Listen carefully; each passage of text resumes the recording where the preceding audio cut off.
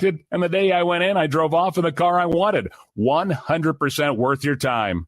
Need a car? Get started now and drive off as early as today. Just text APPLY NOW to 88909 right now to get started. That's APPLY NOW to 88909. Auto financing the easy way. Text APPLY NOW to 88909.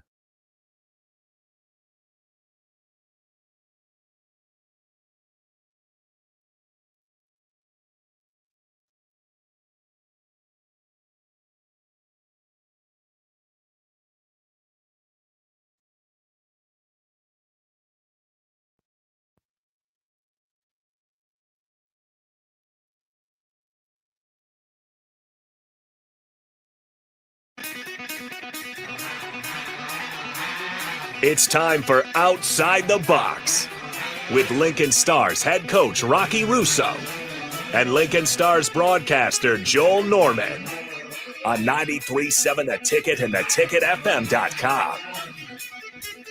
Well, here we are heading into the final weekend of the regular season and also our final edition of Outside the Box being brought to you by Raising Cane's. I'm Joel Norman, and we're joined by the head coach of the Stars, Rocky Russo. Rocky, the year has just flown by. You were saying that at the beginning of the year, and here we are coming to the end of the season. I'm not sure this will be our last edition. You want to do another one? We might do another one. Okay. I know the guy that runs this place. I'm sure we could get back on the radio if we need to. Let's see how our schedule looks over the next few weeks, and if it makes sense to come in, obviously we can do that, because I think that we've had really good listener views, and our fans are enjoying the show, and I know that you and I are certainly enjoying doing the show, and so we'll see. Maybe this is the last edition of the Outside the Box for the 22-23 season, or maybe we'll surprise you with another one. We'll see. And then maybe after we win the Clark Cup, we'll do one. Ooh. And we'll bring the Clark Cup in. Now that is a good tease to add at the end there. We'll see. I mean, take some luck and some bounces and all that stuff to win a Clark Cup. It's certainly not an easy thing, but it's the goal for the group right now, and we're excited about this weekend and then what the playoffs hold for us. We'd love to have you be part of the show here tonight on Outside the Box, being brought to you by Raising Cane's. Give us a call on the Honda of Lincoln hotline, 402-464-5685, or you can text us at the same number on the Sartor-Heyman text line, 402-464-5685. A successful road trip to Fargo for the Stars this past weekend. Successful, yes. I think that's the best way to put it. Yeah, I mean, anytime you can go into a tough environment, and that's any environment in the USHL, and you can go on the road and you can sweep. You've had a great weekend, and especially when you're going in and you're sweeping the first place team in the Western Conference. And they're an excellent club. They're very well coached. They've got great goaltending. They've got a couple of the best players in our conference, and for us to be able to come back the way we did on Friday and then really just surgically shut them out on Saturday was an impressive weekend for the guys. Friday had a little bit of everything. And what I loved was when you came up for coach's comments afterwards, you said, pretty boring game for you for the first 2.5 periods, Joel, but certainly picked up in the final 5 minutes of the third, didn't it? It did. And you know what? I'm sitting there and we're down 3-1. And I looked at Mike and I'm like, how are we in this situation? Like, I really felt confident that we were going to win that game. We were up 1-0, and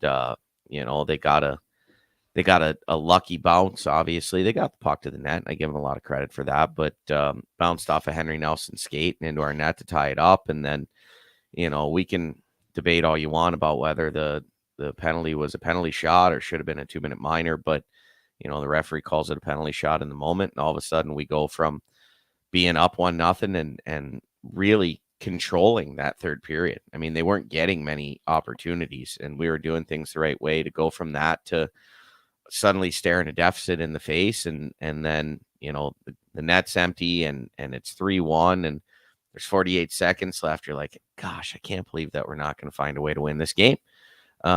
But the guys came back to the bench and kind of looked at me. I'm like, get back out there. There's plenty of time, and we're going to get Whitey right back out again and see if we could do something. So, finding that second goal just 7 seconds later was the big difference. you mentioned it, that third period on Friday, I felt like that was the best period of that night's game until those final 5 minutes when things were changing. The way it started, you guys were getting lots of chances. Fargo wasn't, but then we've talked about, being opportunistic sometimes. They took advantage of a couple of chances later in the period.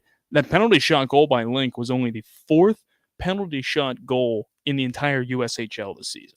Yeah, I think if I read it right, there's been 20 penalty shots called. Yeah.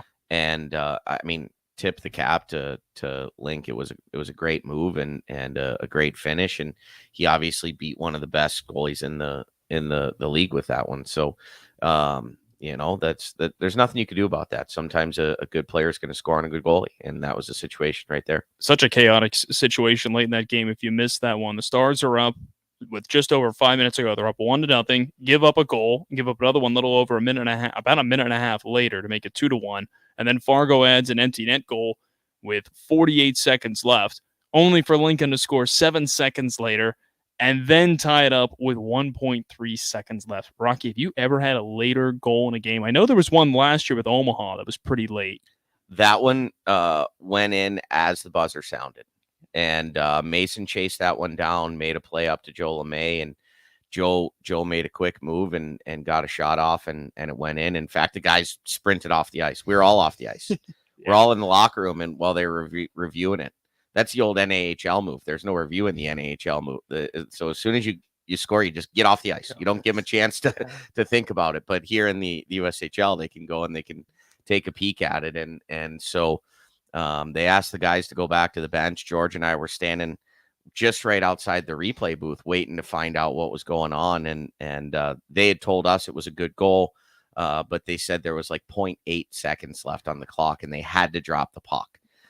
So George and I shuffled our way back over to the bench, and they dropped the puck, and that ended the game. So we had some crazy comebacks last year. We were down 2 with about a minute and 15 seconds left against Des Moines last year. We scored twice with the goalie out, and then Henry Nelson scored the game winner in the first shift to overtime, which again, we did that same thing on Friday in Fargo. Great pass by Antonio, great finish by Boston. But for us to pop 3 in just shy of a minute and 10 seconds or something was pretty impressive. Yeah, I remember seeing about that last year and thinking that was an insane way to end a game. And then this past Friday happened. Well, that one was at home too. So the absolute craziness of the ice box. We had a great crowd that night, and I mean, it was deafening. Could you imagine if we were able to have the comeback we had on Friday at home? Oh my gosh. It would have been unbelievable, but it's the opposite in the away building, because you could hear a pin drop at that point. Oh yeah. As the fans are kind of just stunned that their team finds themselves in that situation. I had a lot of fans looking back at me while I was making that call, because I'm sure way too many of them who didn't want to hear that heard it because I was so excited in that moment. And I think I said that to Art and Mike afterwards. I said I was freaking out at that moment. I can only imagine how you guys were, the ones who were actually part of it. I mean, that was an insane way to finish a game. It just doesn't happen in hockey. You don't give up an empty net goal and then come back and win after that. You never see that. No, but I knew there was enough time, and actually last weekend on Saturday when we scored the empty netter to go up 2. Was it go up 2 or go up 2?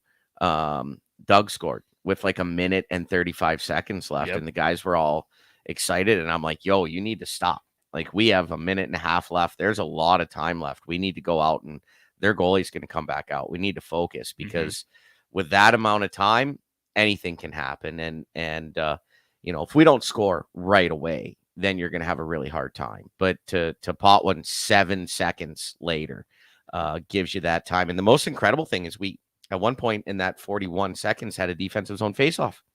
And we're still able to get ourselves back down, get set up, get the puck from Bucks over to Mason, down to Doug, over to Tanner, back to the net, and in the net, all in that short period of time. So very efficient puck movement for our guys in that situation. Everything had to go perfect, and it did. And that was so fun to watch. And real quick from the text line, referring to your guys' earlier conversation about possibly not being the last show, Chase B chimes in and says we should at least get a season recap of Outside the Box. I know he's been one that's kind of been following the podcast. And he said, also, I was one of the people who left early last year against Des Moines. And after seeing the score, I will never do that again, no matter the deficit.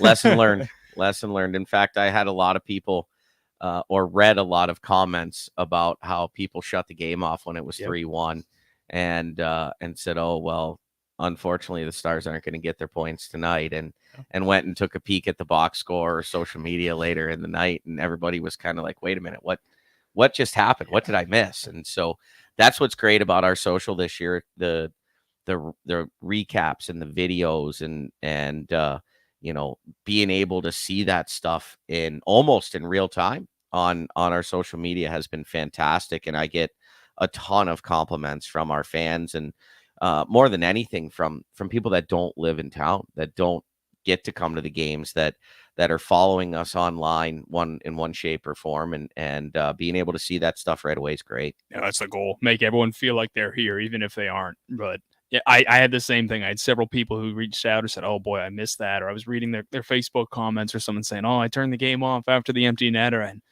I mean, it was a game a couple days later. Still, I was thinking about it. I was like, boy, I don't know the next time I'm going to see that one happen. But such a fun one. And then Saturday, a 3-0 shutout. We called it a surgical effort afterwards. You guys just kind of took care of everything you wanted to in that game and pretty much followed the game plan. We did. And for us, we've really been stressing the importance of playing predictable hockey. And when I say predictable, I mean, the other 5 guys on the ice know what you're going to be doing. They know where the puck's going. We are all bought in on what our structure and our identity is as a team at this point.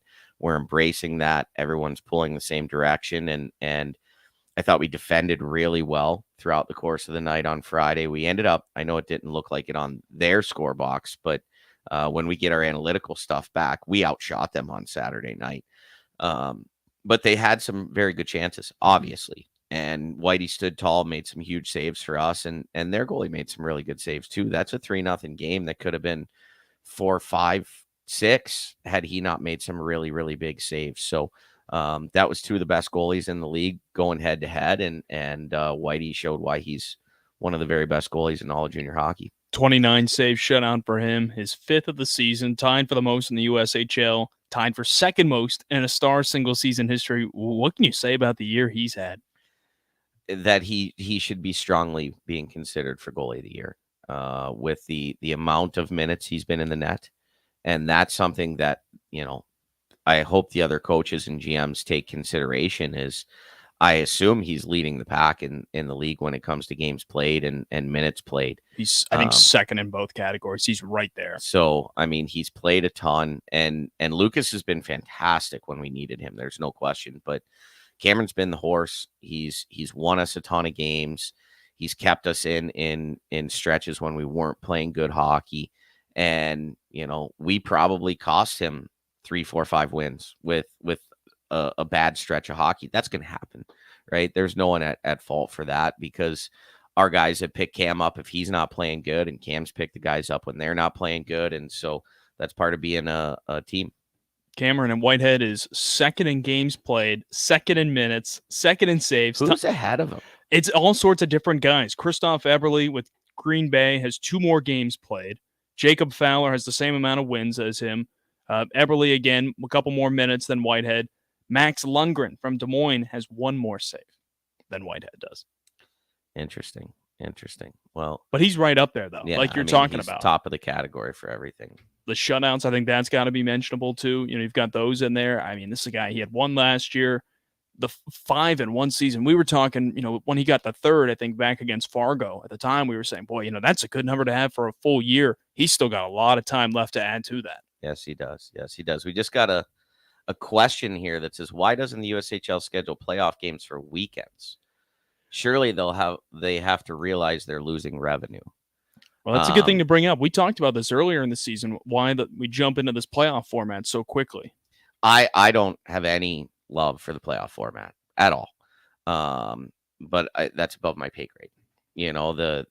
There's financial implications of teams that are playing in the playoffs versus not playing in the playoffs, additional travel, additional expense. I do know that in most of the buildings in the league, you're not getting great crowds during the playoffs. And so, the rent for your facility or your payroll or your travel. None of that changes, but you're not generating the same revenue. So I believe that's a big part of it. I haven't had anybody come out and tell me.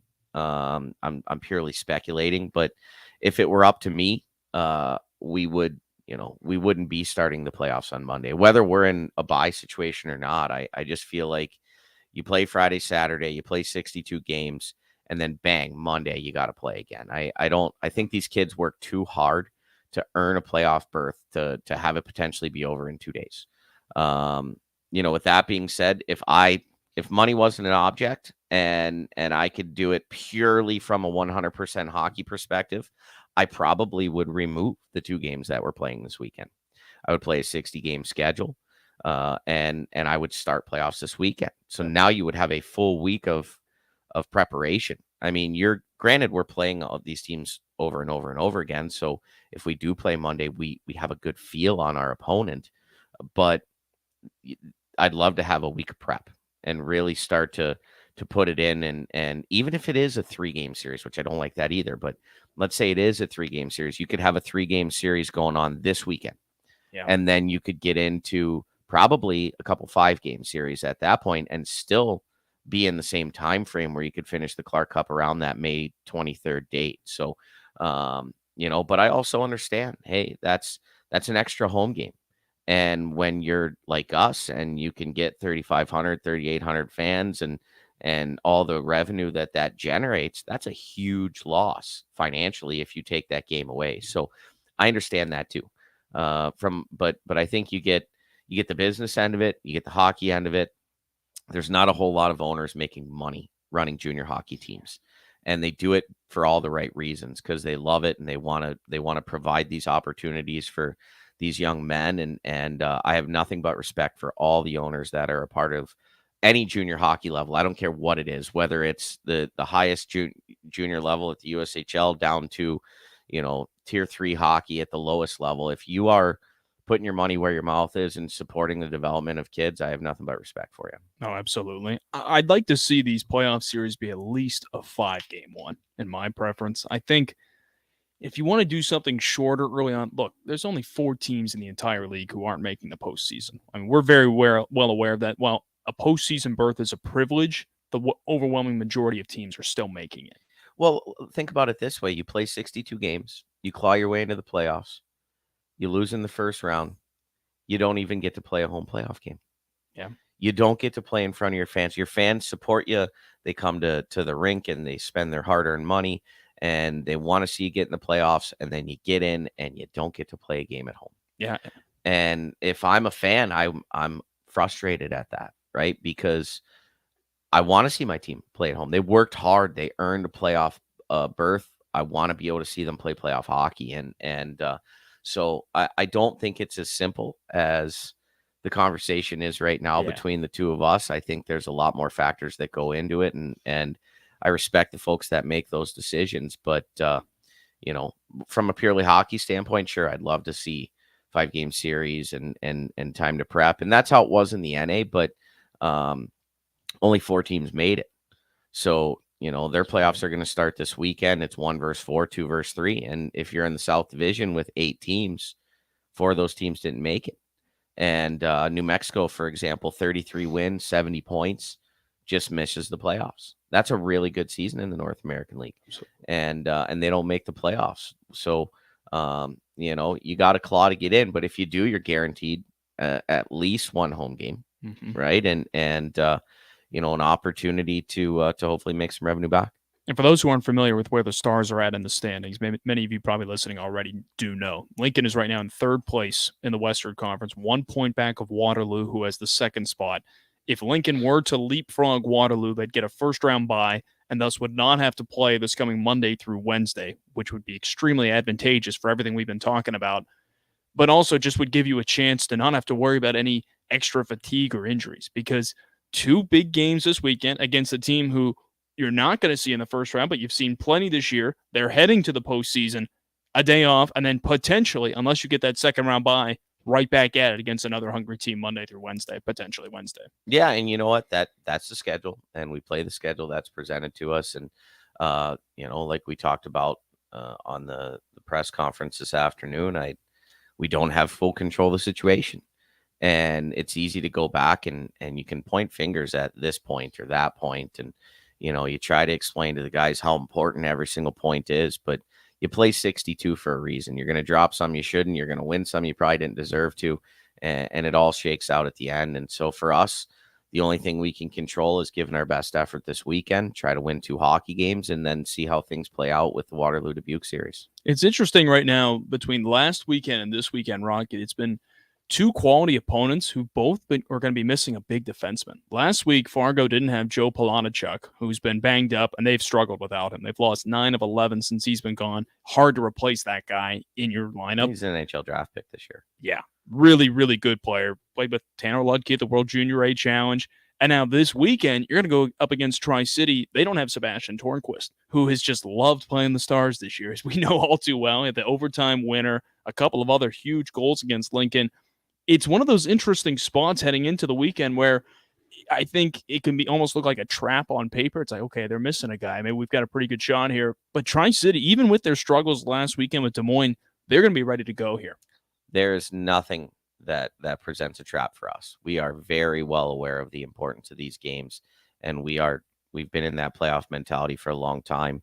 We know how good of a club Tri-City is. Certainly Sebastian Tornquist is a great player. There's no question about that, but they've got a lot of great players, and they're going to be ready to play. Now, the interesting thing for them is they really don't have a whole lot to play for this weekend. Yeah. Aside from just playing good hockey going into the playoffs, they can't move up. They can't catch us. They can't drop, right? Sioux City can't catch them. So they're locked into 4, and they know they have to play Monday. They know they have to play Sioux City on Monday, right? So, how Anthony manages his team this weekend will be interesting. Do you want to go full bore with all your horses and try to win a couple games to feel good going into Monday, or do you want to sit them and be rested? That's a question.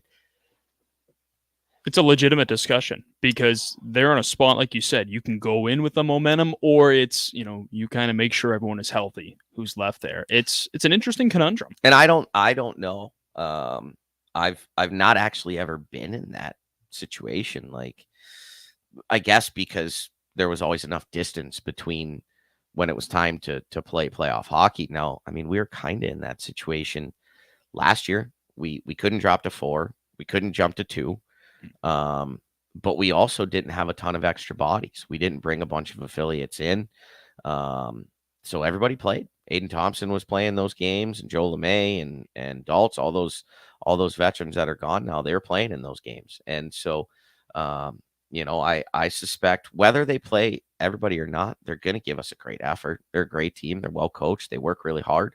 And so it doesn't matter. We need to know that our focus is on doing everything we can to win 2 games this weekend, because hopefully that gets us a bye. And you know what? If it doesn't, then we go play on Monday, and that's the path that gets carved out for us as we try to win a championship. You talked about playing that playoff hockey mindset pretty much for a while now. You could argue since the start of March, since March 3rd, 12-2-0-1 during that stretch. What has clicked during that stretch that's really helped you guys lock in with this playoff mindset? We've just taken care of the puck a lot better. You're seeing a lot less turnovers through the neutral zone. You're seeing a lot less turnovers at the blue lines. Guys are playing predictable. They know where the gray areas are, and we can't turn pucks over in those situations. We're doing a really good job of attacking the net, and that's opening up some more opportunities for our D. And we've gotten great goaltending out of both guys. So, it's a good time of year to be playing good hockey. And I went back and I looked at Sioux City and kind of when they really turned the corner last year, and around the same time that we started playing well, they started playing well. They won 10 in a row during that stretch. They lost a game or 2. They finished on a pretty good streak. They were feeling really good, really confident going into the playoffs. And so, when we were having that tough February, that's when I was doing this research and kind of going, okay, well, I know Sioux City had some struggles last year at times. We were 6-1 against them at one point. And then that last weekend series we played them, they swept us. And so I was curious. And so I went back and I looked at that and I kind of said, hey guys, okay, we had a bad February. We have a lot of time here. We have 2 months of regular season hockey left. Let's really dial it in. Let's understand that our time is limited together, as you and I have talked about before. And if you guys really like each other as much as everyone seems to tell me when we have our meetings, then let's not waste any of these opportunities to be together. I think what's so interesting for me right now is we're kind of on the eve of the postseason beginning. You can make a case for most teams entering, almost every team who's going to enter the postseason, for why they're going to win the Clark Cup. Because everyone's right now on this even playing field, and it goes with what we've been saying all season long. Anyone in this league can win on any given night. Oh, without question. I mean, it's the best junior league for a reason, and the talent top to bottom is unbelievable. Everybody's got great goaltending. Everybody's got offensive-minded defensemen. Everybody's got dangerous forwards. There's great coaches everywhere, and so it's why I love coaching in this league, because there is no night that you can take a peek at your schedule and pencil in 2 points. You have got to go out and you've got to earn them every night. And so whether you're a team that's sneaking in, and look at Madison last year, they snuck in and it took an overtime goal for Sioux City to beat them in the Clark Cup finals. I mean, they got good goaltending at the right time. They were 500 all year. Yeah. Literally 500 on the dot, and found their way to the Clark Cup playoffs or Clark Cup championship series. So anybody can do it. Anybody can do it. And that's what's exciting about this time of year. Yeah, I'm really excited for that for these next couple of weeks as well here. We're going to take a quick break, and when we come back, we're going to bring on tonight's guest, Tim Gray from the Lincoln Journal-Star, to talk a little bit more about this playoff push that the Stars are on. Back with more after this. This is Outside the Box, being brought to you by Raising Cane's on 93.7 The Ticket.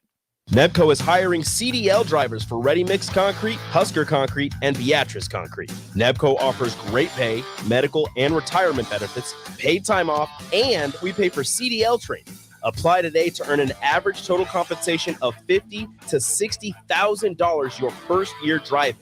From Nebco's beginnings in 1908, it's the employees that have formed the company's solid foundation. Start your career today. Visit nebcoinc.com. That's NEBCOINC.com. At Doane University, you can play a sport you love and also receive a world-class education. You'll learn leadership skills on and off the court that will set you up for success long after graduation. Doane isn't a place where you get lost. It's a place to get found, and it's a place where your future is uniquely yours. Learn more about the endless possibilities at Doane University today at doane.edu. March is a month of good luck. From epic runs in state basketball to watching Cinderella spring the upset in college basketball. And of course, St. Patrick's Day. Luck is on your side at Mullen Motors too, because their lot is full of great vehicles to take home. Come check out their lot just north of 48th and Layton and find your next ride, as summer road trips are just around the corner. Your luck starts this month at Mullen Motors. No tag-on, just quality vehicles. Mullen Motors. This is Jay Foreman. When I played football for Nebraska and in the NFL, I wore protective gear to safeguard my health. Today, I'm not only protecting my health, but everyone in our community by staying up to date with the bivalent COVID vaccine. Update your protection with the bivalent COVID vaccine while it's still free. Find out more at healthylincoln.org. That's healthylincoln.org. Guys, when I first started with Farrell's Extreme Body Shaping, I weighed in at over 300 pounds. Now, less than a year later, I'm under 200 pounds for the first time since high school. I'm stronger, I'm healthier, and it all began with the Farrell's 10-Week Challenge. 10 weeks of kickboxing, strength training, and guided nutrition coaching to help you reach your fitness goals. Their next 10-week challenge begins on April 8th. If you're wanting to change your life like I have, head to theticketfm.com and click on Enroll Now on the homepage. Plus, get a promo code for a discount just for ticket listeners. Farrell's Extreme Body Shaping. March is full of high school state basketball action, the NCAA tournament, baseball season starting up, all great things that also cause a lot of stress. Instead of letting your nerves get the best of you and cause uncomfortable tightness, get ahead of all of it with a massage from The Body Shop. The Body Shop in Lincoln is your place for all types of massages, deep tissue, hydrating, sports, Swedish, hot stone, aroma, and more. And don't forget about their couples massages. Book your appointment today at thebodyshoplincoln.com. The Body Shop at 48th and A. Spring is here. It's time to get back outside and into proper shoes this year. Brown Shoe Fit is the place to buy this spring with their sale on athletic shoes. Get $10 off any athletic shoes $105 and under, and get $15 off any shoe over $105. Choose from respected brands like Hoka, Brooks, New Balance, On, and 361 Running. And don't forget the trendy Hey Dudes. A new shipment just arrived for the season. Start your spring off right at Brown Shoe Fit, just south of 66 and Q in Lincoln. Integrated Life Choices has been inspiring opportunities for individuals with disabilities for more than 15 years in Lincoln by offering a number of services. From group homes for special needs adults to independent living resources and job training, you'll find the intellectual and developmental disability services your loved one needs to live a fulfilling life. They're also hiring. If you're looking for a more rewarding career, learn more about available positions. Learn more about services for your loved ones or employment today at ilc.net. Integrated Life Choices. Nebco is hiring CDL drivers for Ready Mix Concrete, Husker Concrete, and Beatrice Concrete. Nebco offers great pay, medical, and retirement benefits, paid time off, and we pay for CDL training. Apply today to earn an average total compensation of $50,000 to $60,000 your first year driving. From Nebco's beginnings in 1908, it's the employees that have formed the company's solid foundation. Start your career today. Visit nebcoinc.com. That's NEBCOINC.com. At Doane University, you can play a sport you love and also receive a world-class education. You'll learn leadership skills on and off the court that will set you up for success long after graduation. Doane isn't a place where you get lost. It's a place to get found, and it's a place where your future is uniquely yours. Learn more about the endless possibilities at Doane University today at doane.edu. March is a month of good luck. From epic runs in state basketball to watching Cinderella spring the upset in college basketball. And of course, St. Patrick's Day. Luck is on your side at Mullen Motors too, because their lot is full of great vehicles to take home. Come check out their lot just north of 48th and Layton and find your next ride, as summer road trips are just around the corner. Your luck starts this month at Mullen Motors. No tag-on, just quality vehicles. Mullen Motors. This is Jay Foreman. When I played football for Nebraska and in the NFL, I wore protective gear to safeguard my health. Today, I'm not only protecting my health, but everyone in our community by staying up to date with the bivalent COVID vaccine. Update your protection with the bivalent COVID vaccine while it's still free. Find out more at healthylincoln.org. That's healthylincoln.org.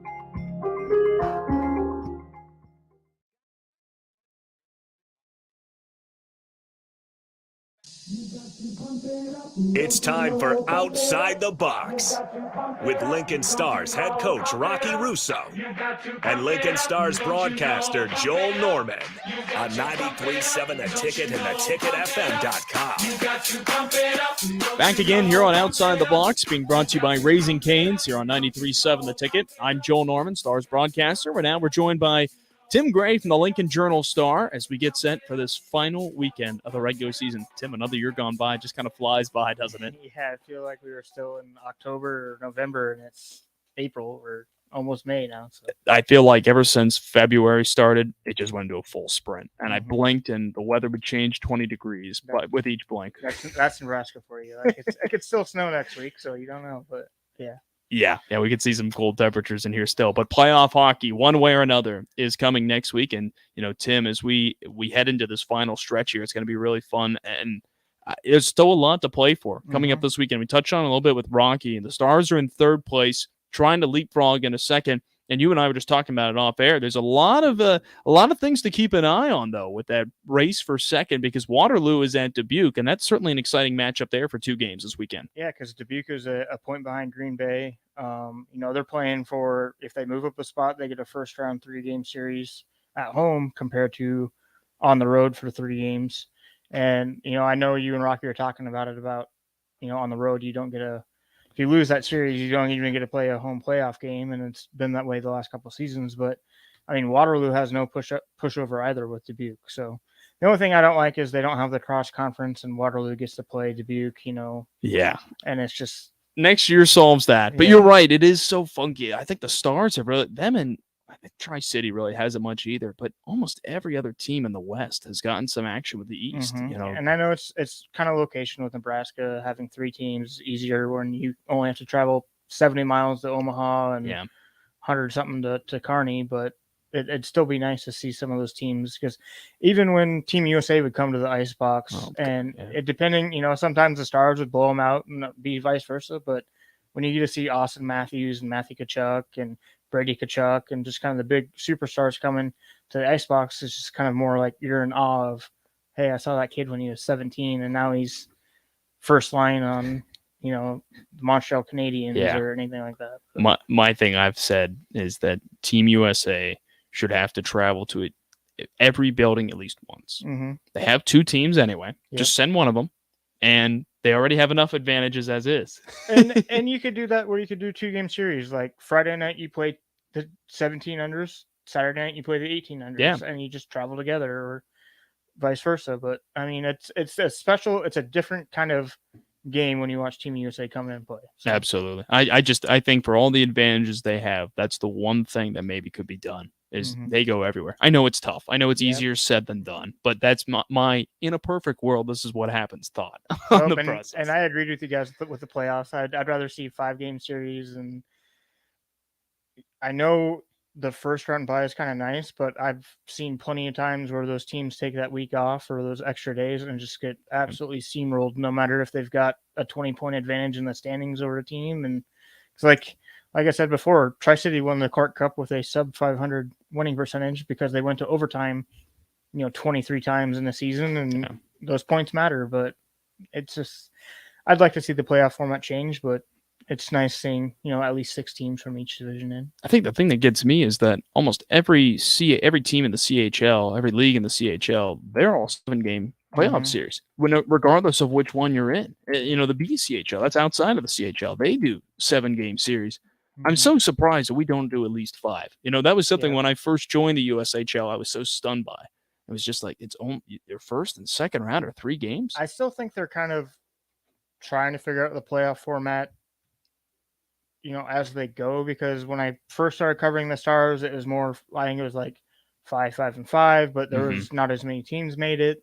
And then, COVID kind of hit, and it was just like, well, what do we do now? Because the one year the Stars were in playoff contention, and then they were just like, we're just going to take the top 4 teams, and sorry, but you're not making it, and stuff like that. So, but it's also, who's running the league and just kind of trying to find that perfect balance of what they can do. But yeah, Rocky mentioned I'd take a weekend off. I'd go take the last 2 weekends off. Yep. Start playoff hockey, play some games in the middle of the weeks, a couple days or so in between, depending on the team you're taking on. But I think that would even it out so much more. Like, started on a Wednesday, and then you've got Thursday off for travel, Friday night game, Saturday night game, take a Sunday off, play on a Tuesday or whatever, and then see where you go from there. But yeah, it's tough on kids when they're playing 62 games.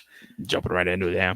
Yep, and from the text line, kind of referring back to playing Team USA, they say, I'm pretty sure the last time Team USA was here, Trevor Zegras was playing and they destroyed us. You might know more about that. I honestly, I don't remember Trevor. I could have missed that game. I honestly don't know. I do remember. I remember one year Austin Matthews and Matthew Tkachuk were here. I remember Brady Tkachuk coming in because the Stars steamrolled them. Jack Hughes played at the Icebox too, didn't he? Yeah, Jack Hughes did, along with Cole Caulfield. Yeah. That's what I'm saying. They should be able to, they should have to come every year. The goaltender for the Florida Panthers, Spencer Knight, was here. Yep. And I'm pretty sure the Stars may have beat Spencer Knight one time, but it's one of the games of 6 hours. I remember, people talk about leaving the icebox early is one of the Team USA games, the Stars came back with like 3 goals in 5 minutes. Wow. And I think they might have won in regulation. Maybe they won. I think they won in regulation. And it was like 4 goals in the third period when they were down like 5-1 and 1-6-5. And it's just, but yeah, it's a special sight to see when you see all these players that they're going to be in the NHL. And after watching Cole Caulfield, I thought he kind of got a little, short into the stick on the NHL draft, because I was like, I said long ago Cole Caulfield's going to be better than Jack Hughes, but both exceptional players. Oh yeah, though. they are. Definitely worth bringing up. The one other thing you were talking about comebacks, and it brings up this past Friday's game. It was on the road, obviously, so you didn't get a chance to see it in person. Were you able to follow along with that one at all? Were you one of the unfortunate people who turned it off after 3-1? I remember I was sitting on my couch playing Call of Duty. and I was watching as I'd go, and I saw it was 3-1 with the empty net. Then I saw it was 3-2, and I refreshed, and I saw it was 3-3, but it didn't have who scored the third goal up. And I was like, "Is this a glitch, or is it?" Because it's yeah, absolutely. It has totally glitched this year, where there's a random score up there, and I was just kind of like, and I have Stars Twitter account as like my alert notifications, and all I just saw was incredible with the brain popping emoji, and I was like, all right, who scored? And then Buckberger scored in overtime, and I was like, oh, good for them, because Stars have had it happen to them plenty of times. I remember there was one year Sioux City scored with like 1.3 seconds left in regulation to beat the Stars, and it's not Rocky that just says it, a full 60 minutes, because I've had 4 different head coaches since I've covered the Stars, and every single coaches play a full 60. And when you're scoring with 0.3 seconds left, that means you're playing a full 60. Yeah, and that game-tying goal was so impressive, but the goal before that had its moments where it was 7 seconds after the empty netter. The Marcellus goal, right? Yeah, yeah, the one that he just kind of poked home. I was looking back at the replay later that night, and what amazed me was it was a power play goal because it was a shorthanded empty net goal before that. The Stars had a little bit of an advantage there. They lost the faceoff, but they just basically stacked all 3 forwards right up the middle and just kind of charged forward. They were slipping. They were playing extremely desperate hockey, which is not. I think people hear desperate sometimes. They think of it in a negative way. I look at it as you're giving it your all in that moment, everything you have. They were just charging up the middle, force a turnover. Next thing you know, Tanner's got a mini breakaway, Ludke, and he gets stopped, but then Marcellus is right there to poke it home. And that was a goal that I thought, not just the fact that it came 7 seconds after giving up an empty net tally, the effort they put in, I thought that is a playoff goal right there, happening with still 4 games left in the regular season. And going back to that, I know there's never a bad goal to score, but if you talk about timing, because you go up 3-1 on an empty netter, you're down a man, you're like, oh, well, all we gotta do is ice the puck, send it down the ice, where you can kind of relax. And you saw it with I think it was against Des Moines this year, where Stars had the lead, big lead. Des Moines pulls their goalie, they get a quick goal, and it's just kind of like, then you put the team ahead on their heels, and it's just kind of like they're left scrambling, and you don't know what to do. And it's kind of with 46 seconds left, and you score or get scored on after scoring an empty net goal, it's kind of like, oh no, what do we do now? Yeah. And that was such a moment where it just stunned Fargo in that moment. And you could kind of tell when overtime started, just the way the building was, it was like, boy, they better score quick here or they could lose this game. And it was the Stars who scored quick instead. And do you think that kind of alludes into Whitehead playing back-to-back nights? Because he hasn't played a lot of back-to-back this year. And when you beat Fargo in such a dramatic fashion, and then you see him as a starting goalie the next night, and then he gets a 3-0 shutout. I mean, if they would have lost that game, do you think Whitehead starts the second game? It's a good question. It was borderline must-win territory in that battle for that second seed. You're playing your number one goaltender in that scenario. I think he was going to go either, unless he got shelled the first night, and even that might still go again, because if he was going to get shelled, he would get pulled early. Obviously, that didn't happen. He dominated both nights. Goaltender of the week for the 3rd time this season. Best case scenario. But I kind of went into that weekend suspecting he'd play both, because this weekend coming up with, and Rocky said it, you can't think ahead too much. I think with the situation in net, and with that, the fact that you don't need to win both games necessarily. So you want to, you would really hope so you can get that second seed, but you don't lose anything, so to speak. Your season doesn't come to an end. You don't drop out of a home ice advantage in the first round, or potentially second necessarily. I think we'll see both play this weekend. The way I would guess, who knows how it's going to go, I would guess Whitehead goes Friday, Massey gets Saturday, because if you do play Monday, do you want to have Whitehead potentially playing 4 times in 5 days when he's probably going to go all 3 games in round 1? Because I've heard all year long, like, you've got to find your number one goaltender, and I'm just like, it's just the way Rocky coaches. Like, he did it. He did it in the Null with Amarillo. He wrote 2 goaltenders, and you watch other teams that playoffs hit, and you've got 2 number ones. And it's not saying Whitehead's the better of the. I mean, Whitehead is obviously tremendous, but Lucas Massey has been tremendous in his own Absolutely. Way, so he's had some great moments this season. He beat Fargo back in December. Really good outing from him too. So I think that's the thing to think about, is if he's in net one of these games, they're going to have a great chance to win, as they have had all year when he's been in between the pipes. We'll take a break and continue our chat a little bit more after these messages. Stay tuned. This is Outside the Box, being brought to you by Raising Cane's here on 93.7 The Ticket. Nebco is hiring CDL drivers for Ready Mix Concrete, Husker Concrete, and Beatrice Concrete. Nebco offers great pay, medical, and retirement benefits, paid time off, and we pay for CDL training. Apply today to earn an average total compensation of $50,000 to $60,000 your first year driving. From Nebco's beginnings in 1908, it's the employees that have formed the company's solid foundation. Start your career today. Visit nebcoinc.com. That's NEBCOINC.com.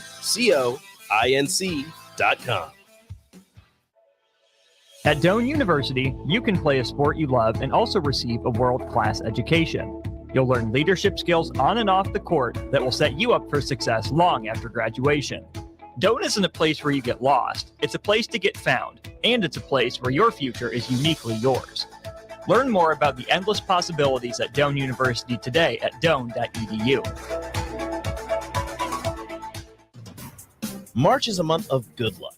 From epic runs in state basketball to watching Cinderella spring the upset in college basketball. And of course, St. Patrick's Day. Luck is on your side at Mullen Motors too, because their lot is full of great vehicles to take home. Come check out their lot just north of 48th and Layton and find your next ride, as summer road trips are just around the corner. Your luck starts this month at Mullen Motors. No tag-ons, just quality vehicles. Mullen Motors. This is Jay Foreman.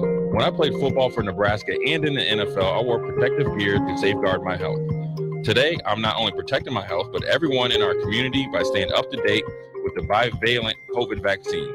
Update your protection with the bivalent COVID vaccine while it's still free. Find out more at healthylincoln.org. That's healthylincoln.org. Guys, when I first started with Farrell's Extreme Body Shaping, I weighed in at over 300 pounds. Now, less than a year later, I'm under 200 pounds for the first time since high school. I'm stronger, I'm healthier, and it all began with the Farrell's 10-week challenge. 10 weeks of kickboxing, strength training, and guided nutrition coaching to help you reach your fitness goals. Their next 10-week challenge begins April 8th. If you're wanting to change your life like I have, head to theticketfm.com and click on Enroll Now on the homepage. Plus, get a promo code for a discount just for Ticket listeners. Farrell's Extreme Body Shaping. March is full of high school state basketball action, the NCAA tournament, baseball season starting up, all great things that also cause a lot of stress. Instead of letting your nerves get the best of you and cause uncomfortable tightness, get ahead of all of it with a massage from The Body Shop. The Body Shop in Lincoln is your place for all types of massages: deep tissue, hydrating, sports, Swedish, hot stone, aroma, and more. And don't forget about their couples massages. Book your appointment today at thebodyshoplincoln.com. The Body Shop at 48th and A. Spring is here. It's time to get back outside and into proper shoes this year. Brown Shoe Fit is the place to buy this spring with their sale on athletic shoes. Get $10 off any athletic shoes $105 and under, and get $15 off any shoe over $105. Choose from respected brands like Hoka, Brooks, New Balance, On, and 361 Running. And don't forget the trendy Hey Dudes. A new shipment just arrived for the season. Start your spring off right at Brown Shoe Fit, just south of 66 and Q in Lincoln. Integrated Life Choices has been inspiring opportunities for individuals with disabilities for more than 15 years in Lincoln by offering a number of services. From group homes for special needs adults to independent living resources and job training, you'll find the intellectual and developmental disability services your loved one needs to live a fulfilling life. They're also hiring. If you're looking for a more rewarding career, learn more about available positions. Learn more about services for your loved ones or employment today at ilc.net. Integrated Life Choices. Nebco is hiring CDL drivers for Ready Mix Concrete, Husker Concrete, and Beatrice Concrete. Nebco offers great pay, medical, and retirement benefits, paid time off, and we pay for CDL training. Apply today to earn an average total compensation of $50,000 to $60,000 your first year driving. From Nebco's beginnings in 1908, it's the employees that have formed the company's solid foundation. Start your career today. Visit nebcoinc.com. That's NEBCOINC.com.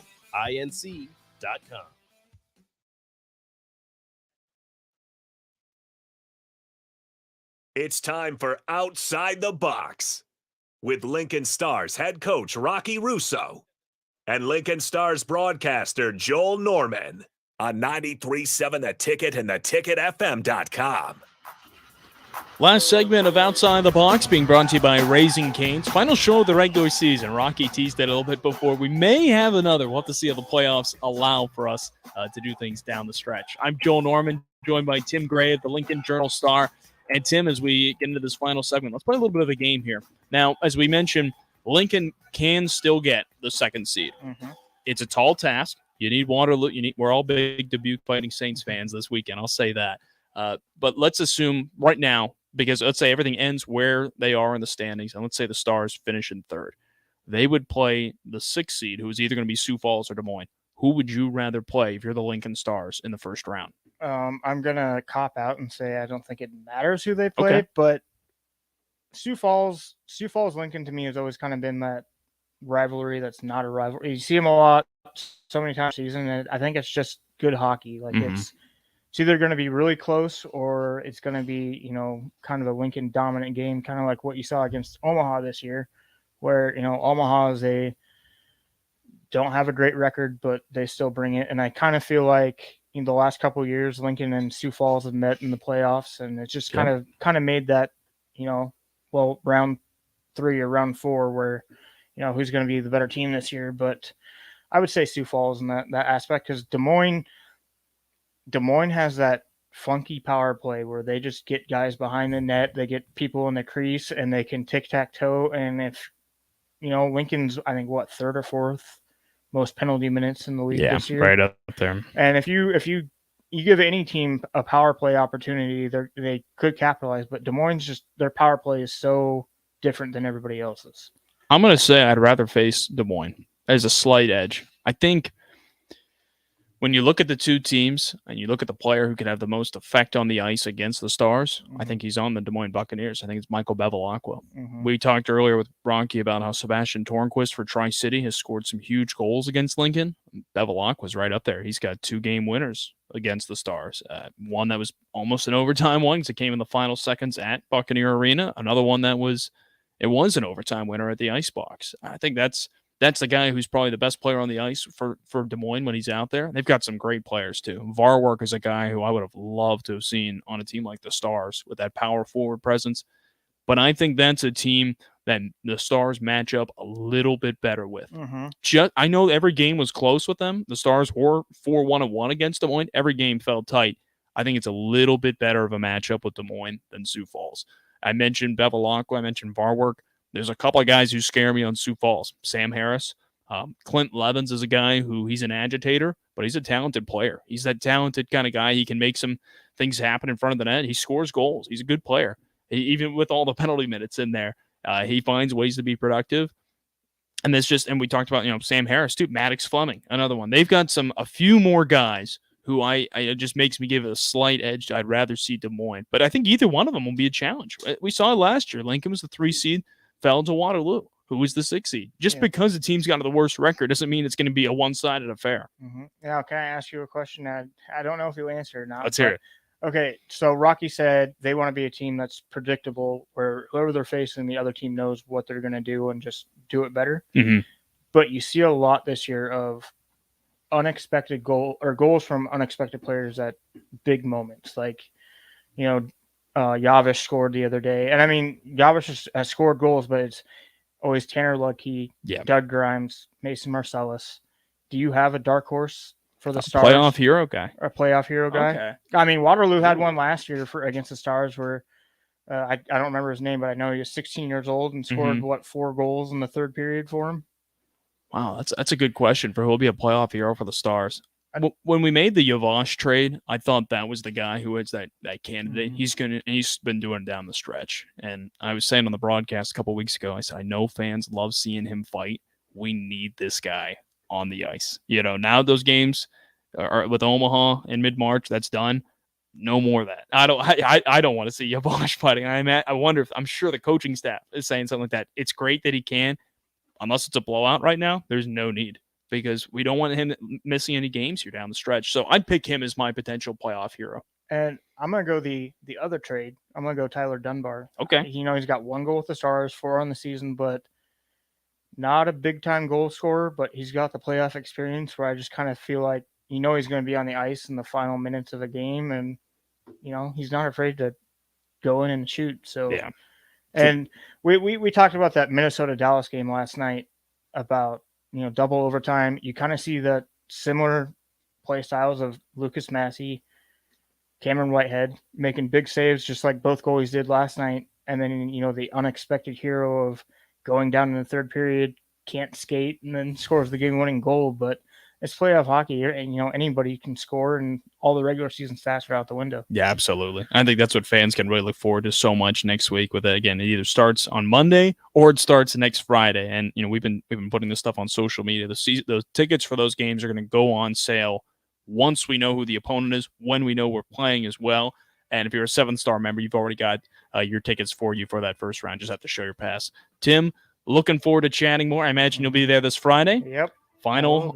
Yeah, well, thank you for joining us here tonight, Tim. Yep, no problem. Tim Gray from the Lincoln Journal-Star ahead of this coming Friday when Lincoln is taking on Tri-City. Final regular season home game. Hope to see you there at the Icebox, 7:05 p.m. puck drop for Fandemonium. We're going to have lots of great prizes for fans throughout the evening, so don't miss it. Get your tickets now at LincolnStars.com. I'm Joel Norman. This has been Outside the Box, being brought to you by Raising Cane's on 93.7 The Ticket.